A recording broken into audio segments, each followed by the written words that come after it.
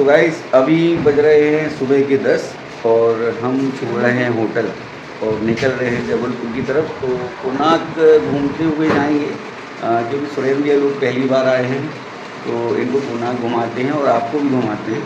तो चलते हैं अपन, टाइम हो गया 10 बज गए। चलिए रास्ते में क्या मस्ती करते हैं वो आपको दिखाते हैं। हाय गाइस, जय जगन्नाथ। अब हम जगन्नाथ जी यहाँ से पुरी से निकल रहे हैं और अब हम यहाँ से कोणार्क के लिए निकलेंगे। हम सभी लोग तैयार हो चुके हैं, गाड़ियों में बैग रख चुके हैं, हमारी गाड़ी भी धुल चुकी है, हम लोग सब नहा धो के रेडी हो चुके हैं और बस हम लोग बस यहाँ से 2-5 मिनट में निकल रहे हैं। कोणार्क जाएंगे, फिर वहाँ से चंद्रभागा बीच जाएंगे और फिर वहीं से फिर हम लोग जबलपुर के लिए रिटर्न होंगे। आगे जो कुछ भी होगा फिर हम आपको अपडेट देते रहेंगे। जय जय जगन्नाथ। हम लोगों को लगी है भूख तो पहले कर ले नाश्ता और ढाबा भी बहुत अच्छा मिला है, मतलब होटल कृष्णा होटल, प्रभु का नाम है कृष्णा होटल और प्योर वेज है।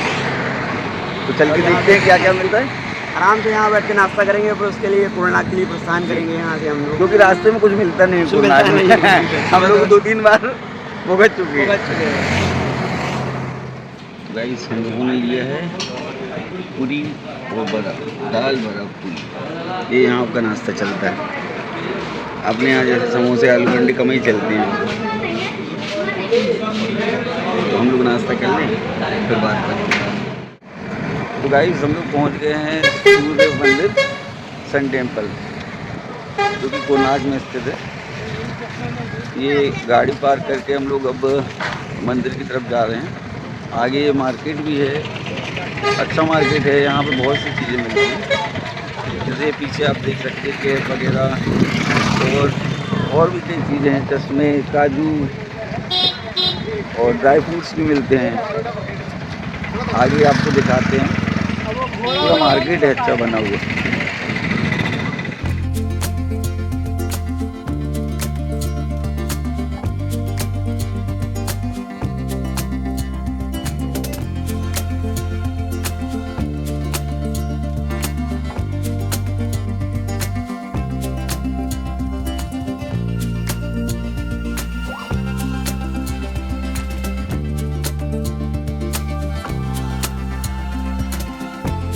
गाइस हम लोग पहुंच गए हैं सन टेम्पल। ये मेरे पीछे आप देख सकते हैं, ये सूर्य मंदिर। प्रस्तुत कोणार्क सूर्य मंदिर का निर्माण लाल रंग के बलुआ पत्थरों तथा काले ग्रेनाइट के पत्थरों से हुआ है। इसे पूर्व गंगा वंश के तत्कालीन सामंत राजा नरसिंहदेव द्वारा बनवाया गया था। यह मंदिर भारत के सबसे प्रसिद्ध स्थलों में से एक है। इसे यूनेस्को द्वारा विश्व धरोहर स्थल घोषित किया गया है। तो गाइस हम लोगों ने ले ली है टिकट। ये देखिए हमारी टिकट। ये 40 रुपये पर पर्सन की टिकट मिलती है यहाँ पे। वो टिकट काउंटर है पीछे और वहाँ पर आगे जाके टिकट दिखा के फिर हम लोग जाएंगे अंदर सन टेम्पल के अंदर। ये आपको जो दिख रहा है ये सन टेम्पल का बाहरी हिस्सा है। उसके अंदर चल के आपको दिखाते हैं कि क्या क्या है। बंगाल की खाड़ी के तट पर सूर्य की कृपा से कोणार्क का सूर्य मंदिर सूर्य देवता के रथ का स्मारक प्रतिनिधि है। इसमें 24 प्राचीन चित्र शामिल हैं, जिसमें 6 घोड़ों का समूह है। 13वीं शताब्दी में निर्मित यह भारत के सबसे प्रसिद्ध ब्राह्मण पूजा स्थलों में से एक है। कोणार्क मंदिर को लोग इसके गहरे रंग के कारण काला पगोड़ा भी कहते हैं। इस मंदिर की विशेषता है कि यहाँ बिना किसी घड़ी के भी दिन के समय को इंगित किया जा सकता है। कलिंग वास्तुशैली में बना कोणार्क सूर्य मंदिर को रथ का आकार में बनाया गया है, जिसमें 12 जोड़ी पहिए हैं जो साल के 12 महीनों का प्रतीक है। मंदिर के मुख्य टावर के निर्माण के दौरान कारीगरों ने हर 2 पत्थरों के टुकड़ों के बीच एक लोहे की प्लेट लगाई थी।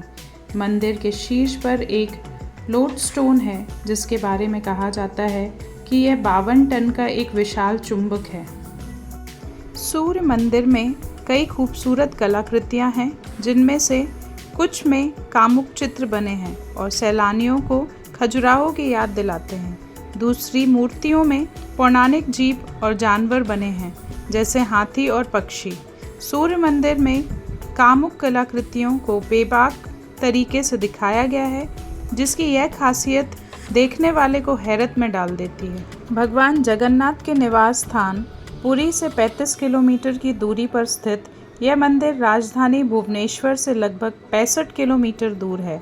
कोणार्क मंदिर का नाम 2 शब्दों से मिलकर बना है, कोना जिसका अर्थ कोना है और अर्क जिसका अर्थ है सूर्य।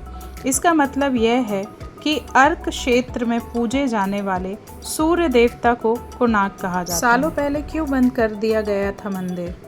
ताकि ये सलामत रहे और इस पर कोई डिज़ास्टर का इफ़ेक्ट ना पड़े। इस काम में 3 साल लगे और 1903 में यह पूरी तरह पैक हो gaya। वहाँ जाने वाले को कई बार यह पता भी नहीं होता कि मंदिर का अहम हिस्सा जगमोहन मंडप बंद है। इस मंदिर की रचना इस प्रकार की गई है जैसे एक रथ में 12 विशाल पहिए लगाए गए हों और इस रथ को 7 ताकतवर बड़े घोड़े खींच रहे हों और इस रथ पर सूर्यदेव को विराजमान दिखाया गया है। यहाँ मंदिर से आप सीधे सूर्य भगवान के दर्शन कर सकते हैं। मंदिर के शिखर से उगते और ढलते सूर्य को पूर्ण रूप से देखा जा सकता है। जब सूर्य निकलता है तो मंदिर से यह नज़ारा बेहद खूबसूरत दिखता है। ऐसा लगता है जैसे सूर्य से निकली लालिमा ने पूरे मंदिर को लाल नारंगी रंग मंदिर के आधार को सुंदरता प्रदान करते 12 चक्र साल के 12 महीनों को परिभाषित करते हैं और हर चक्र 8 आरों से मिलकर बना है जो हर दिन के 8 पहरों को दर्शाते हैं। यहाँ पर स्थानीय लोग सूर्य भगवान को बिरिंची नारायण कहते हैं। यह मंदिर अपनी अनूठी वास्तुकला के लिए दुनिया भर में मशहूर है और ऊंचे प्रवेश द्वारों से घिरा है। इसका मुख्य पूर्व में उदीयमान सूर्य की ओर है और इसके 3 प्रधान हिस्से देउल गर्भगृह, नाट मंडप और जगमोहन मंडप एक ही सीध में हैं।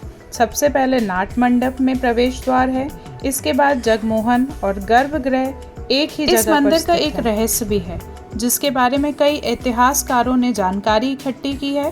कहा जाता है कि श्री कृष्ण के पुत्र साम को श्राप से कोढ़ रोग हो गया था। उसने ऋषि कटक ने इस श्राप से बचने के लिए सूर्य भगवान की पूजा करने की सलाह दी। साम ने मित्रवन में चंद्रभागा नदी के सागर संगम पर कोणार्क में 12 वर्ष तपस्या की और सूर्यदेव को प्रसन्न किया। सूर्यदेव जो सभी रोगों के नाशक थे, इनके रोग का भी अंत कर दिया। इसके बाद साम ने सूर्य भगवान का एक मंदिर निर्माण का निश्चय किया। अपने रोग नाश के उपरांत चंद्रभागा नदी में स्नान करते हुए उसे सूर्यदेव की एक मूर्ति मिली। यह मूर्ति सूर्यदेव के शरीर के ही भाग से देव शिल्पी श्री विश्वकर्मा ने बनाई थी। साम ने अपनी बनवाई मित्रवन में एक मंदिर में इस मूर्ति को स्थापित किया। तब से यह स्थान पवित्र माना जाने लगा। कई आक्रमणों और नेचुरल डिजास्टर के कारण जब मंदिर खराब होने लगा तो 1901 में इस वक्त के गवर्नर ने मनमोहन मंडप को चारों दरवाज़ों पर दीवारें उठवा दी और इसे पूरी तरह रेत से भर दिया ताकि यह सलामत रहे और इस पर किसी डिजास्टर का प्रभाव ना पड़े। इस काम में 3 साल लग गए और 1903 में यह पूरी तरह से पैक हो गया।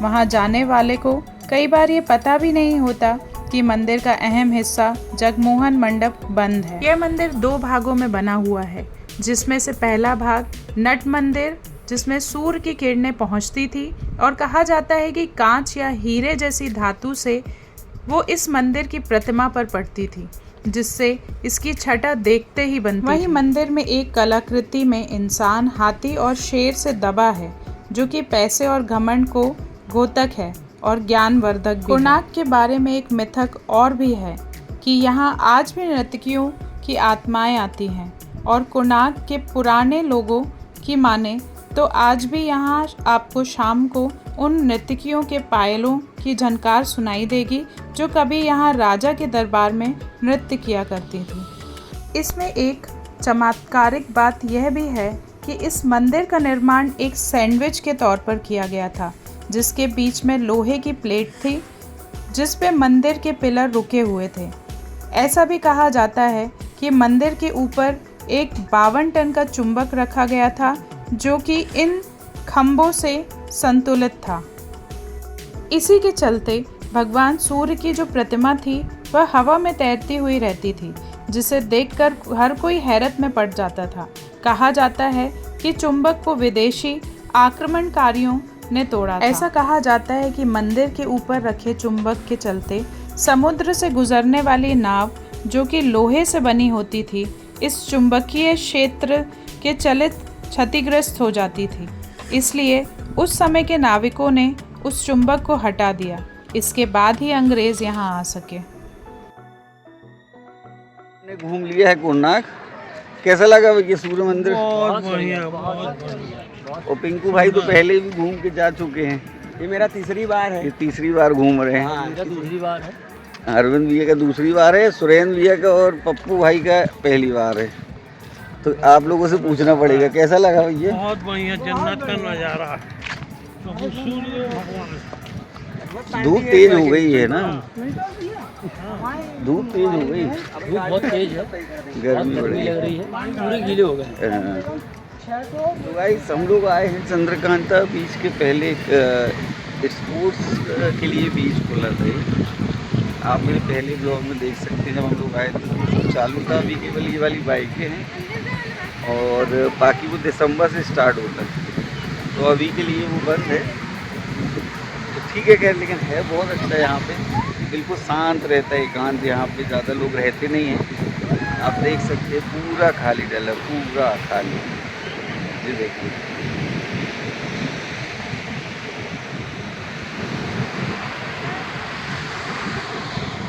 ये पीछे बीज है हमारे।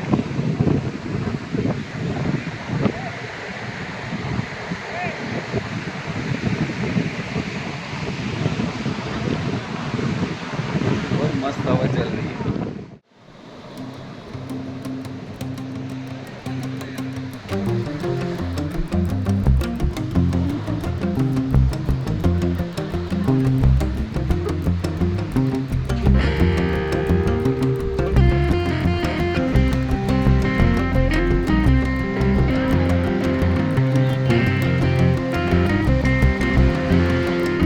गाइस जय जगन्नाथ। जय जगन्नाथ। तो रात के बज रहे हैं 2 और हम लोगों को बहुत देर से चाय की दुकान देख रहे थे, मतलब ढाबे में चाय नहीं मिल रही थी।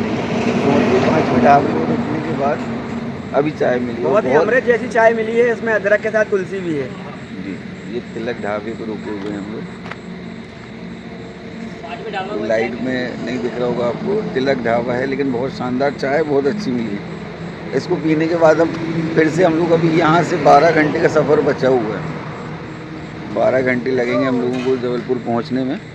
तो कल दोपहर में 2 बजे तक हम लोग पहुँचेंगे। हम ज़्यादा चाय नहीं पीते। अब अभी तक अरविंद भैया चला रहे थे वहाँ से पुरी से, अब मेरे को चलाना पड़ेगा, इसलिए थोड़ी देर के लिए मैं सो गया था। वहाँ कोणार्क से निकलने के बाद फिर थोड़ी देर मैंने आराम किया। अभी उठा हूँ चाय पी के और बस अब निकलते हैं हम लोग। और कहाँ पे रुकते हैं, क्या करते हैं, वो आपको दिखाते हैं। दर्शन तो वैसे भी भगवान ने, प्रभु ने बहुत अच्छे दे दिए हम लोगों को, जिसके लिए गए थे हम लोग। मतलब इतना अद्भुत नज़ारा था वहाँ का। और उस दिन पहुँचना वहाँ पे रथ यात्रा वाले दिन इतनी भीड़ में, वो बहुत बड़ी बात है। और हम लोगों को इतनी सी भी परेशानी नहीं हुई, प्रभु ने कहीं पे कोई तकलीफ़ नहीं होनी थी इतनी भीड़ में। और बहुत अच्छे से हम लोगों ने दर्शन किए, रात में भी दर्शन किए, रात भर दर्शन किए। सुबह 5 बजे लौट के आए हम लोग वहाँ से। और आपको भी हमने पूरा दिखाने की कोशिश की है क्या क्या हम लोगों ने वहाँ देखा, क्या दर्शन किए, कैसा वहाँ पे अलग सा माहौल रहता है। कोई नृत्य करता है, कोई संगीतमय मंडली लेके आता है, कोई दिए लेके आता है, कोई आरती लेके आता है। बहुत सी अलग अलग चीज़ें हैं वहाँ पर, जो अपने यहाँ पे वैसा नहीं होता है। लेकिन बहुत आनंद आया, बहुत अच्छे दर्शन किए महाप्रभु ने। बस अब हम लोग चलते हैं चाय पीने के बाद, और फिर आगे जहाँ भी रुकते हैं तो आपको दिखाते हैं फिर क्या करते हैं। जब तक के लिए जय जगन्नाथ।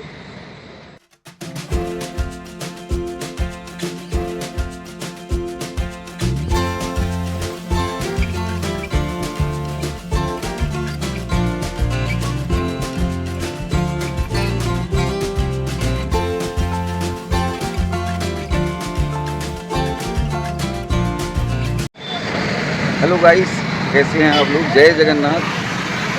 हम लोग जैसा कि आपने देखा है ब्लॉग में कि हम लोग पुरी गए थे रथ यात्रा में, और अभी हम लोग वहाँ अपना कोणार्क वगैरह होते हुए सब घूमते घामते वापस अपने शहर में आ गए हैं जबलपुर में।